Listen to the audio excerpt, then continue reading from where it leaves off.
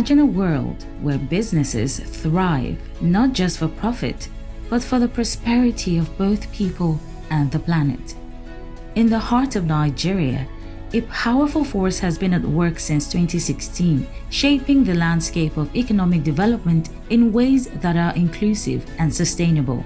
120 trailblazing SMEs are weaving a tapestry of progress from agriculture to retail, driven by a shared passion. Their goal? Impact. A remarkable 93% of these SMEs forge business strategies that create positive ripples. Within these businesses beats a heart for decent work.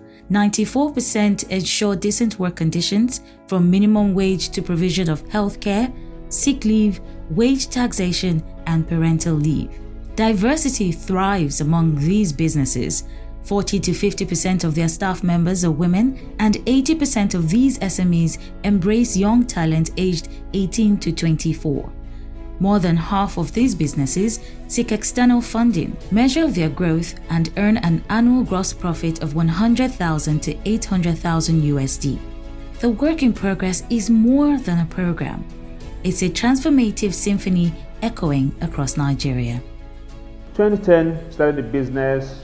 First 3 years business was very tough, and then by 2013 business had picked up. People started to know about SoFresh, and as a leader it was important that I had the required knowledge in navigating that growth, and that was what brought me to the WIP program with Oxfam.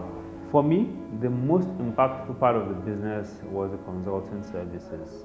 I got 5 top professionals I could not have afforded, and they helped me really see the opportunities across the value chain in the business. They help us see what we need to improve on. They help kind of guide through that expansion and growth phase for the business. From 2, when we joined Oxfam, we're now at 15 locations over that period of time.